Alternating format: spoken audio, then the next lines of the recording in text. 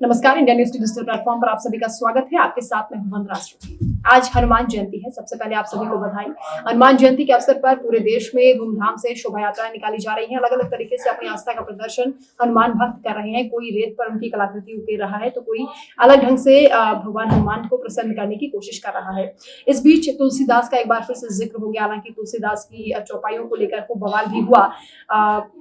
जिस तरह से उस पर बयानबाजी की गई। अब तुलसी पीठाधीश्वर जगतगुरु रामभद्राचार्य ने कहा है कि तुलसीदास को राष्ट्रीय ग्रंथ घोषित कर देना चाहिए। उन्होंने मांग उठाई है। इसके साथ ही उन्होंने भी कहा कि जो आज के वक्त में हनुमान चालीसा चल रहा है उसमें कुछ अशुद्धियां हैं, कुछ चौपाइयों में गलत शब्दों का इस्तेमाल किया जा रहा है, जिसे जिन त्रुटियों को दूर करने की आवश्यकता है। जिन अशुद्धियों का उन्होंने जिक्र किया है वो मैं आपको बता देती हूँ। रामभद्राचार्य पद्म विभूषण है और तुलसी रामभद्राचार्य ने कहा है कि हनुमान चालीसा की जो एक चौपाई है, शंकर सुमन केसरी नंदन, उन्होंने बताया कि हनुमान को शंकर का इसमें पुत्र बताया जा रहा है, जबकि हनुमान खुद में शंकर है। इसलिए इसमें होना चाहिए कि शंकर स्वयं केसरी नंदन। और साथ ही उन्होंने बताया कि 27वीं जो चौपाई बोली जा रही है हनुमान चालीसा में, उस पर लिखा है सब पर राम तपस्वी राजा, जो कि गलत है। उन्होंने बताया कि तपस्वी राजा नहीं है, सही शब्द है सब पर राम राज फिर ताजा। और साथ ही उन्होंने 32वीं चौपाई का भी जिक्र यहाँ पर किया है कि हनुमान चालीसा में जो 32वीं चौपाई है उसमें है राम रसायन तुम्हरे पासा आ सदा रहो रघुवर के दासा। उन्होंने कहा कि इसमें ये नहीं होना चाहिए, बोला जाना चाहिए सादर रहो रघुपति के दासा। इसके अलावा उन्होंने 38वीं चौपाई का भी जिक्र किया है कि जो 7 बार पाठ कर कोई, जबकि होना चाहिए कि ये 7 बार पाठ कर जो ही।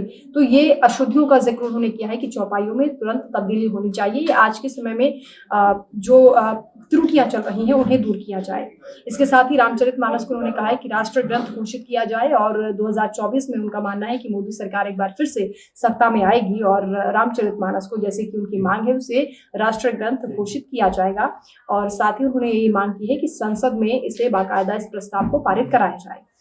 आपको ये बता दें कि रामभद्राचार्य श्री राम जन्मभूमि मामले में गवाह थे, कथावाचक हैं ये। और साथ ही उन्होंने राम जन्मभूमि की स्थिति बताई थी। जो सटीक ब्यौरा दिया गया था कोर्ट में वो इन्हीं की ओर से दिया गया था और इनके द्वारा जो जानकारी दी गई थी जैमिनीय संहिता को लेकर वो पूरी तरह से सटीक पाई गई। और उसके बाद ये बड़ा फैसला आया जिसमें राम भक्तों की जो मुरादें थी वो पूरी हुई, लंबा इंतजार खत्म हुआ। श्री राम का भव्य मंदिर निर्माण हो रहा है। 2024 की शुरुआत में ही दर्शनों के लिए राम मंदिर को खोल दिया जाएगा। गृह मंत्री अमित शाह भी ऐलान कर चुके हैं कि 2024 में पूरी तरह से भव्य राम मंदिर बनकर तैयार हो जाएगा। तो हनुमान जयंती के मौके पर ये बड़ी बात है कि रामभद्राचार्य ने इस तरह की मांग उठाई है। तुलसीदास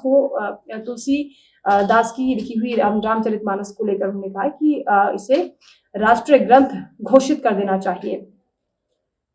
देखना होगा कि सरकार इस पर कब एक्शन लेती है। और 2024 में, जैसा कि उन्होंने कहा, कि मोदी सरकार फिर से सत्ता में आएगी और इसे सदन में पारित करने की बात उन्होंने कही। इस प्रस्ताव को देखना होगा सरकार इस पर क्या एक्शन लेती है।